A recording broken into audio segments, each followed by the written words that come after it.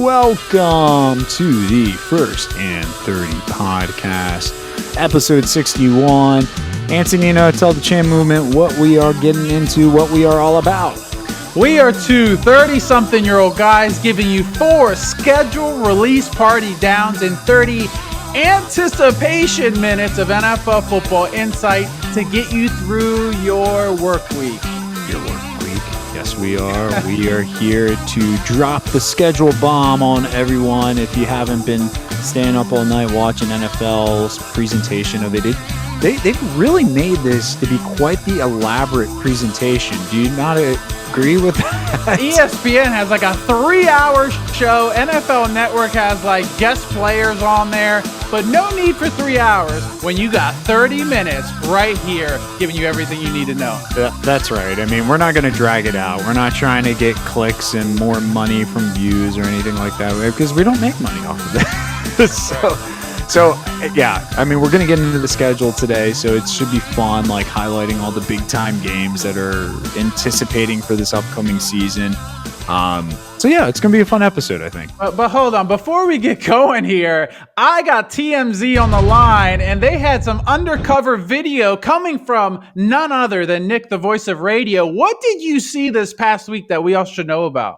That's right. Okay. So I do have a story to share. I did put on my TMZ reporter sleuthing hat last Friday evening. I was driving home from work, Antonino. I'm just going to tell you this story, how it laid out and how it presented to me. So I'm driving home from work. I'm on Route 50 heading toward Annapolis, Maryland. And I'm in the middle lane with an SUV on the left lane beside me. And I notice in my rearview mirror, this car driving really erratically. This lady was like kind of flying up on my tail, the SUV's tail. Eventually, she flips around, gets in front of the SUV, and then just starts brake checking the vehicle. And I'm not just talking like a simple brake check. She's like slamming the brakes. She's flying up about 20 feet, then slamming it again. So I'm in disbelief. I'm like watching all this happen and thinking like, what's going on here? What did this person do? So I look over at the SUV at the passenger in the passenger seat, and it's a young lady, and she's in disbelief. She has her phone out. She's recording this happen. She looks over at me. I'm looking at her. We're both mouthing like, what the heck is going on? But it registered right then and there, Antonino. I recognized this young woman. I was like, how do I recognize her? I look at the driver of this SUV, and guess who it is? Who was it? None other than Mr. Bill Belichick with his girlfriend, Jordan Hudson, in the passenger seat heading toward their cottage or whatever, I'm presuming here in Annapolis. This guy is everywhere. Yep. North Carolina license plates, too. It was a Mercedes SUV. I can validate it all. Clear as day, I'm looking at Bill. They're looking at me. Wow. We're like in disbelief. I'm pretty sure this person was trying to get like some insurance thing from Yeah, that's the first thing I was thinking. They're brake checking Bill Belichick. Shame on them, but wow, finding Bill Belichick, his hometown of Annapolis. Yeah, that's cool. So I'm assuming you followed him home and asked him to be on the podcast. Of course, the first thing that came to mind as we almost get in an accident is let me follow him home and make sure he's okay. I'll get out. I'll tend to their trauma that they just dealt with, and invite myself into their home. Like, but let me come in, Bill. Let me help you guys out. I love that. A start to a budding relationship. I look forward to having him on the show. That's right, man. All right, so that's my TMZ reporting story, my cross with NFL fame. This is going to make us go viral, I hope. That's so cool. I can't believe you saw freaking Bill Belichick in Annapolis, Maryland on the highway getting brake checked. Wow. We got it all for you. All right, well, that's not what this whole episode's going to be about. We have to get into the actual meat and potatoes of this content. So first down, man, schedule release. We're going to get into the fun facts, and then I kind of want to hold some time at the end just to do our team's must-see games, because you and I have obviously gone through and looked at the Bengals and Cowboys schedule, so we're circling the game that we want to go travel to. But how about we talk about some fun facts? What are we seeing now that this schedule's released? I have one thing. It's not so much of a fun fact. It's a sad fact, because the Kansas City Chiefs have the most primetime games yet again in the NFL with 7 primetime games. I'm so sick and tired of seeing the Kansas City Chiefs in Arrowhead Stadium for every primetime game every weekend. I'm tired of it. And who has the second most primetime games? The America's team. Yeah, I figured. So they have 6 games on prime time. So 6 for Dallas, 7 for the Chiefs. Nice. All eyes on Dallas and Kansas City. Well, that's nothing new. Dallas is always on prime time. I mean, that's one of the luxuries, man, of being a Cowboy fan. You should jump ship. Did the Bengals even sniff that many? I think they had 4 when I counted. So 4's not bad. That's good for Cincinnati. Good amount. But I have the Dallas prime time, not just prime time, week 1, first game of the whole entire season, Eagles, Dallas, to kick things off. How about that? I like it. Thursday night, we get the Super Bowl champions against my Cowboys. I think it's at Philly too. That's going to be a tough game for Dallas. But week 2, we have the Super Bowl rematch, Kansas City and Philadelphia. So Philly has a pretty tough slate there to get things started. And speaking of tough slates, I mean, the toughest schedule, though, we'll keep it in the NFC East, the Giants. From strength of schedule last year, they're playing teams with above a winning record because the NFC East was pretty great with the Commanders and Eagles. So toughest schedule goes to the New York Giants. Easiest schedule, I'll just say it now, San Francisco 49ers. So they have an easy route, which they'll need since they gave up pretty much like their entire roster this offseason. So they're going to need a little bit of help, it seems like. They really did. And as far as the Giants go, they're going to have an uphill to climb. They're going to have Russell Wilson in there to start. We were just talking about this. He might have a short leash. And with the hard schedule, you might see Jackson Dart sooner than later. So that's something to keep an eye on. But there's another game here. We're giving you all the fun facts, and this is a fun one. Steelers at Jets, week 1, and there's still a quarterback out there available that played for the Jets last year by the name of Aaron Rodgers. Could we see Aaron Rodgers playing for the Steelers against his former team, the Jets, week 1? Dun, dun, dun. The suspense. The intrigue is crushing me. But I want to know, Antonino, because I think the most fun facts that you can possibly garner from a schedule release is the miles traveled for teams, right? Like, what else is fun? Like, I don't know. I don't know what other facts, like weird factoids you can pull from it, but tell me. I know you did the research. What team is traveling the most miles by playing whatever, they're traveling the most versus the team that's traveling the least, because that could make a difference, the fatigue and everything setting in. It absolutely does make a difference. And this year, the Los Angeles Chargers are racking up those airline reward miles. They better put their account in there because they're traveling 37,000 miles this season, the Chargers. So I hope they get a lot of points for that. But on the contrary, the team traveling the least, the Cincinnati Bengals, traveling 8,000 miles. 8,000. So 37,000 compared to 8,000. That's a huge difference. The furthest they travel is to Denver. Wow. Yeah. So I'll take it. That's what, like a 3-hour flight maybe from Cincinnati to Denver? So they're not going on the West Coast at all. That's a huge difference. Yep. That's as far as they go west. I feel for those West Coast teams, though, that have to go fly east all the time. That is such a tough trek, like with the time shifts and everything, jet lag. It's a real thing. Hence why the Chargers have never won a Super Bowl as a franchise, I'm guessing. Oh, dang. Shots fired. Yeah. All right. Okay. So those are some of the factoids, some of the things that we noticed as we started going through this schedule. But I want to give us some time here, man. I mean, this is, our podcast in a sense. So like what is the game that you're circling on the calendar for your Bengals that, maybe you want to go travel to, or you want to go to this stadium? Let's not say that you want to go see your team at their home stadium. So just give me a game that you're looking at and give me your reasons why you're checking this one out in particular.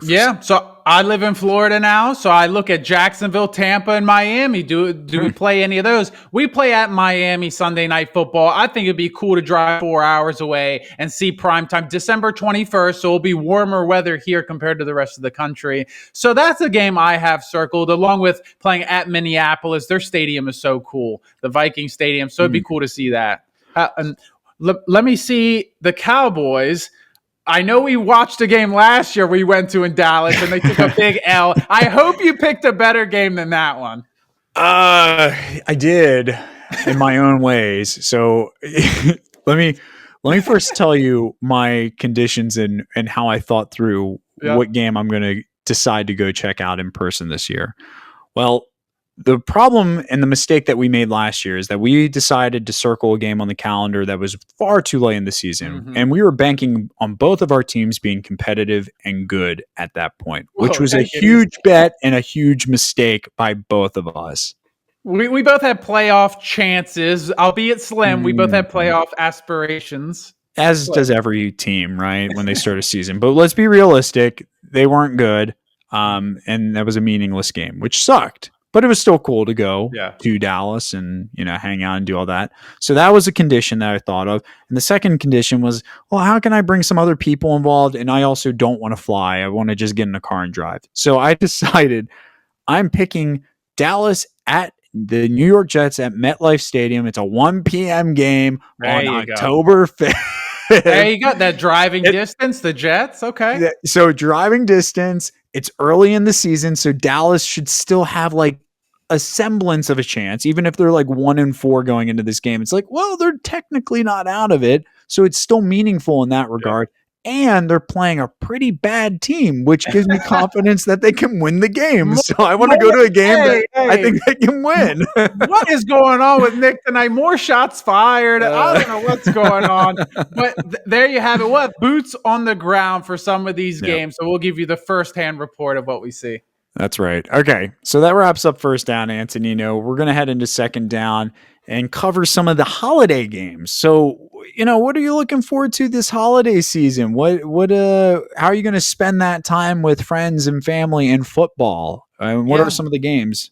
So my favorite holiday, besides Halloween, is Thanksgiving. You eat a lot of food. You're with friends and family. We talk about it every year. But this year's a little different, Nick. This year, I get to watch my very own Bengals shove it down the Ravens' throat at night. It's going to be like an 8 o'clock game. So they get to throw up all their food, cough up all their food. Okay. Maybe it'll put them to sleep. I don't know. But I'm going to ruin all the Ravens fans' nights on Thanksgiving. So that's what I'm looking forward to first and foremost, Thanksgiving. That's actually an awesome nightcap to Thanksgiving. Bengals, Ravens. It's at Baltimore too, which is sick. Yeah. I mean, I'll go to the game. No, I'm not going to the game. Realistically, I'm going to be too full and I'm going to want to nap.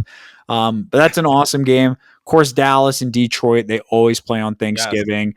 Detroit's going to get the Packers, which honestly, that's awesome. That's such a classic matchup for Thanksgiving. I love it. There will probably be a lot of fantasy football implications too, which I'm always looking forward to on these holiday games. And then my Cowboys have a tough draw against the Kansas City Chiefs. Not liking that one bit, but hopefully we can ruin Patrick Mahomes and Taylor Swift's holiday this Thanksgiving. How about Christmas, man? I mean, 3 games on Christmas too, and look, my team is playing yet again. Washington, that's awesome. That is cool, and you get to start the slate with that game. So if you open the gifts and that's the first game on, that's got to be a good feeling right there.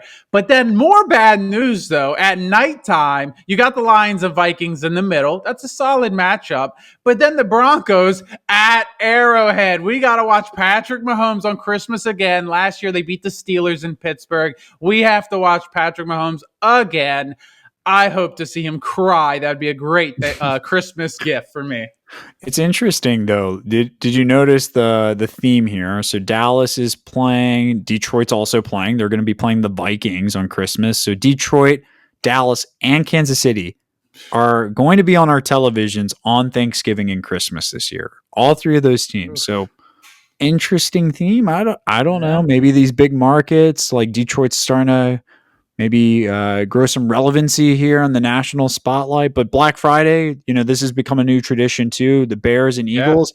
I actually really like this matchup. I'm hoping that it's a competitive and good game. Like, there's high expectations for Chicago this season, at least by me. I think this offense can take it up a few levels from where they were last year. And I think they can compete with an Eagles team by this point in late November.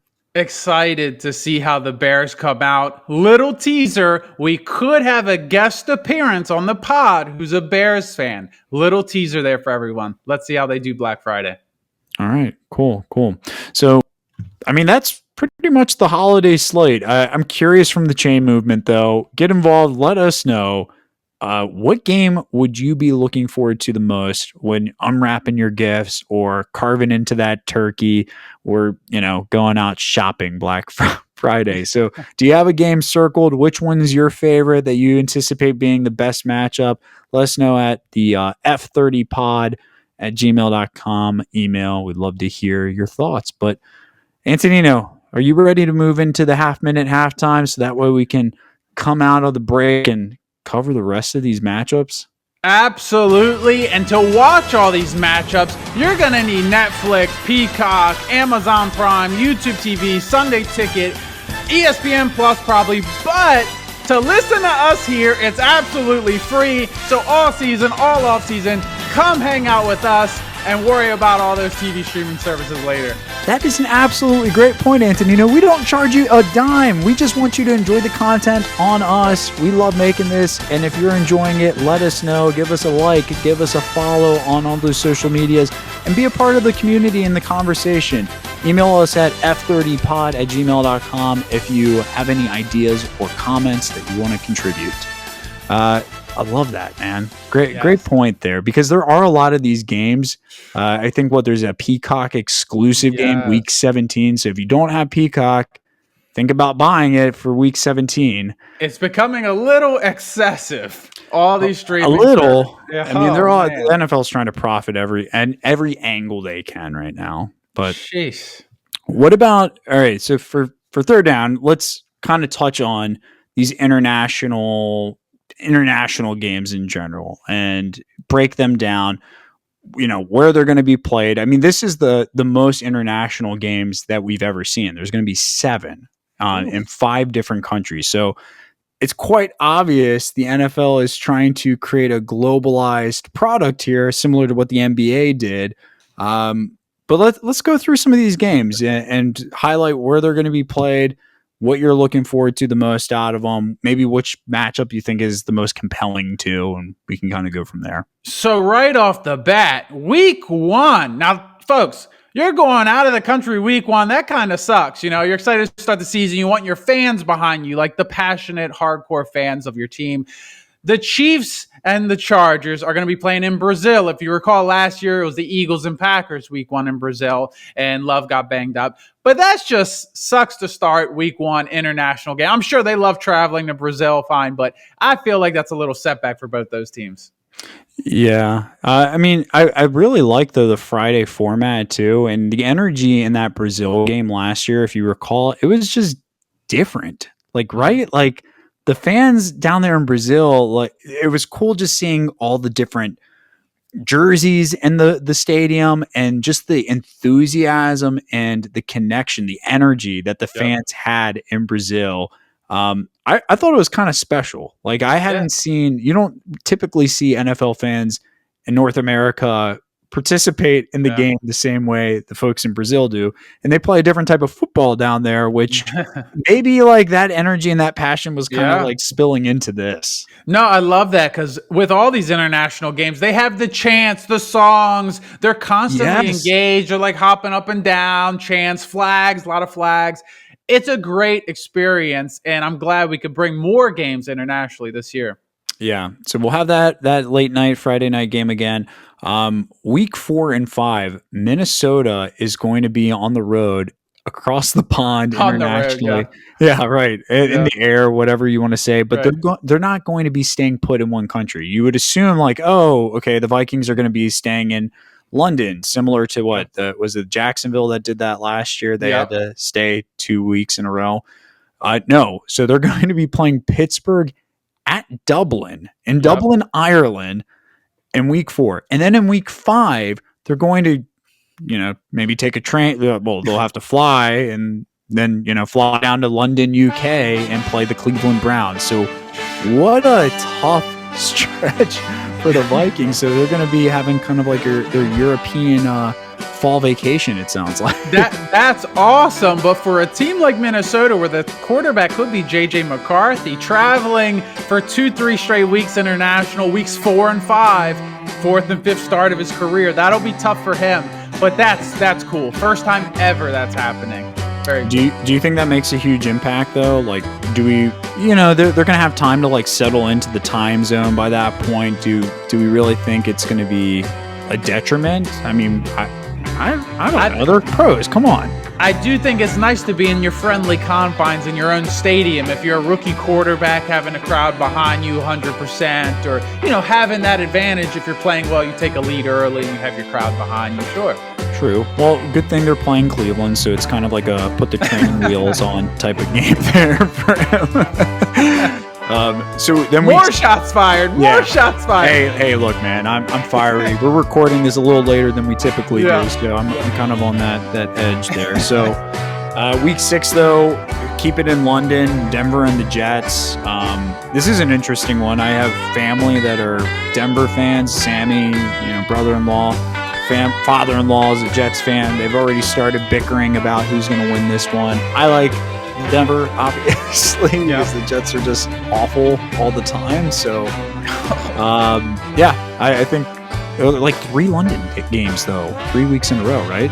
Right, 5, 6, 7, but then they moved to Berlin. I'm not sure if they've had a Berlin. I think it's the first Berlin game. I know they played in Germany last year. Can't remember if that was Berlin or Munich.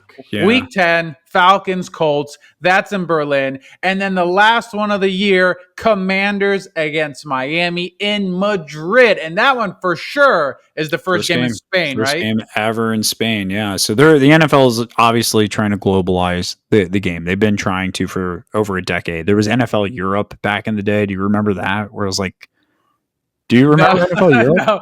NFL Europe. I remember there used to be a team called Frankfurt Galaxy. I don't know. Yes, Frankfurt Galaxy. It used to be a thing. It was kind of like a primer league, a summer league, basically, where the NFL teams would send some of their players there to develop, and they played NFL Europe. It was cool. So I mean, the roots were kind of planted a while ago for this to eventually develop into what it is starting to become. But all right, tell me what's your favorite part about these international games before we hop into 4th down. Oh no, I like seeing the culture of the like Dublin. I want to see Guinnesses all over the stadium. Oh, okay. You know what I mean? Like I want to see the culture from each place in the game, and the fans, like you said, the chants, the flags. That's my favorite part. And for better or worse, watching the players slip on the field. Usually the fields aren't as good. So it's like, get your stuff together. Get these fields prepared, please, for our players. Thank you. I have to say, it's just so fun waking up and watching a game at 9:30 Eastern or 9 o'clock Eastern, having a cup of coffee. The only time I get the privilege to do that is when I'm out on my West Coast trips visiting family, which I love that atmosphere of just like morning football. It's so fun. Yeah, West Coast style, right? Morning football, pretty much. Wake up. That's I love that. That's how I'm chalking up the international games. It's my West Coast style football experience. And if you're a bettor, you try and bet on that game and win, so you're fine for the rest of the day. So that's always a good feeling, starting off with that morning victory bet. So good. Not all of us are degenerates, though. Anthony. Some of us just like keeping it PG and not. right. All right, man. Cool. So, we covered the international games. We know the holiday games, some of the factoids, but what about what matters the most? When the season's said and done, how are these teams going to fare? And we already are looking at the over-unders. We've taken a look at some of these teams' schedules and have like our reactions. I already went through Dallas's schedule and did the whole win-loss type of thing based off the matchups. So how about we go through over-unders? I'll throw out a few team names. I'll give you the over-under that Vegas Sportsbook is predicting right now, and you tell me over or under. Let's do it. This is the most fun part. The schedule comes out. Win, L, WL going down the list. So we're going to give you over-unders. Let's do it. Let's get our 2 teams out of the way first.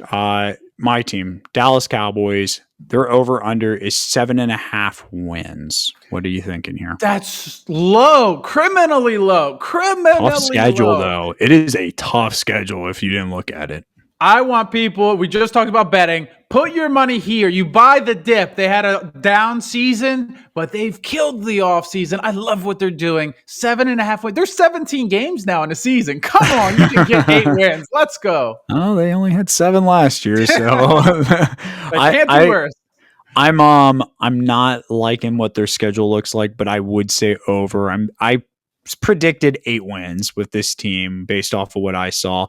I think they have the potential. They could get 10, but they could also bottom out and win as many as only 6 games. So we'll see. All right. What about your Bengals? Over under? Oh, generous. 10 and a half for the 10 Bengals. and a half. Yep. And we went through each game before the show and we saw the first few games are winnable. We went through each one. I landed at 11. So I think the high side's 11 or 12. The low side's 8 or 9. With all these teams, you got to pray for health and you got to hope no one gets injured. But I think 11, spot on. 11 and 6? 11 and 6. Here we go. Okay. I'm going to go under because when we were doing that exercise, you didn't factor in the Bengal 1 month hangover, like season hangover that they always have. They always start off weak. I mean, you were given that you were confidently saying, "Oh, win against Cleveland, confidently win against Chicago." I'm like, Jacksonville. I'm like, dude, that is very early in the season. Yeah. You thought they were going to easily beat New England last year, week 1, and how did that turn out for your Bengals? It was a very sad scene. I'll just leave it at that. All right. Okay. Under for 10.5 for Cincy. Philadelphia, the reigning Super Bowl champions, over under 11.5. That's a little too rich. I'm going under. They're going to have a good year, I think, but I just think that's rich. That is rich. Under. You're banking on Saquon having a historic season yet again. I don't think that happens.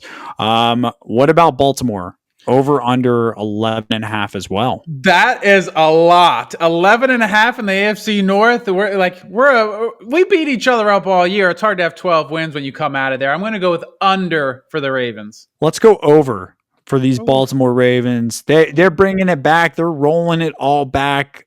Nothing's giving me a doubt here. Over. That's a funny one. Washington Commanders, over or under 9.5. Be careful. Washington Joe's probably listening to this. I'm going to say over. I really like what they're doing there.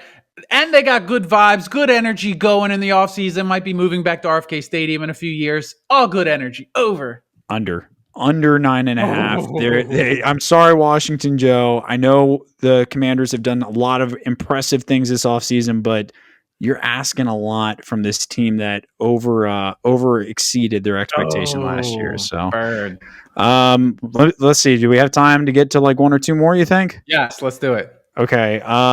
Pittsburgh, over under 8.5. I'm gonna say TBD, to be determined. They don't even have like a playable quarterback right now. It's bad over there. Under. What if Mason Rudolph comes out and just balls out? Like what if it just took him like 7 years as a backup to be the next Geno Smith? I don't care if Rudolph the reindeer comes out here. They're not winning over 8.5 with who they have at quarterback. Okay. I will say under. Regardless, even if Rodgers is the quarterback.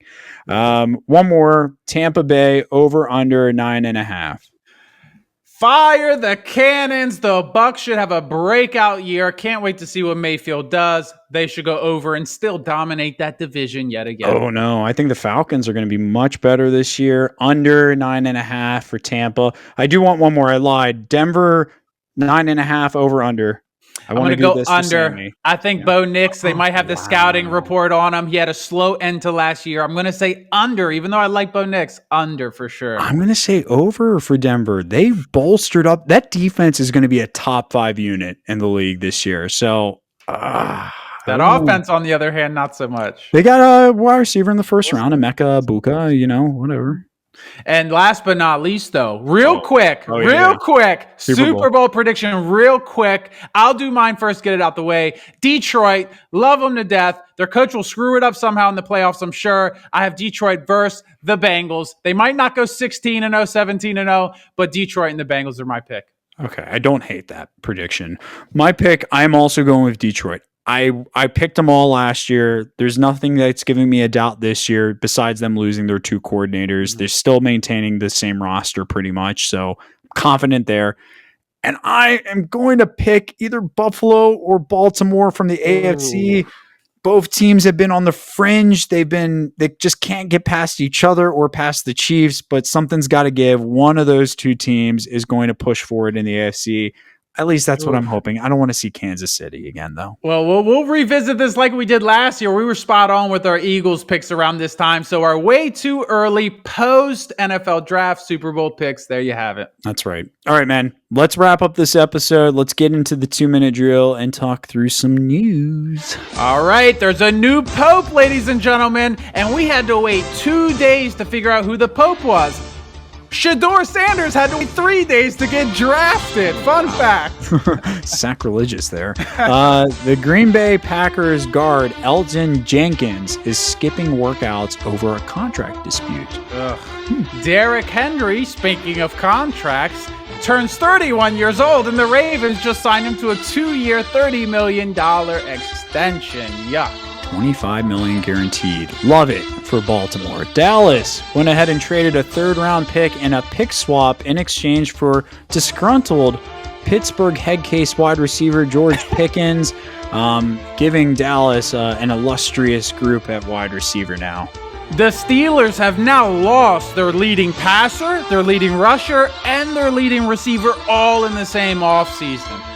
And Abdul Carter, the Giants' 3rd overall pick in this past draft, reached out to legend linebacker Lawrence Taylor asking if he could wear his jersey number 56 for this upcoming season. He was denied.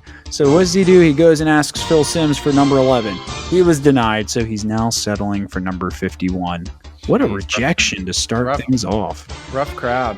The Ravens, more Ravens news. Their safety, Darius Washington, tore his Achilles. You never like to see that. Feel bad for the guy.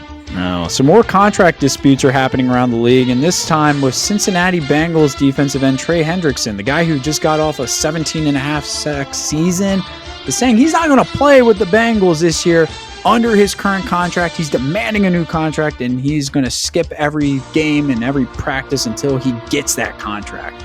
I'm tired of it. He can go kick rocks. Kick rocks. Giants, Jackson Dart, first quarterback ever with a perfect 100 SPS score, which predicts future success. Who made this crap up? Kadarius Toney, the former first-round pick, has retired from the NFL. You might remember him from making a few plays in a Super Bowl a few years ago. Fun, crazy stat to end the show. Todd Gurley, 3rd in the NFL in rushing touchdowns since 2015. And he hasn't played a game since 2020. That blows my mind. Way to go, Todd Gurley. Way to go. Still relevant. Yeah, still his name is popping up even here now. Right. Well, look at that. Man, that was a lot of fun. I have to go now. I have to get on all the ticketing apps and scour for deals on ticket prices to go to all these games. So I got to get to work. But until the next one, you know the drill. The next one is the best one. There you go. Fumble the ending right there, Antonino. Thanks for joining us for another episode of First and 30. Until next time, remember when your number's called, no matter the odds, just go for it.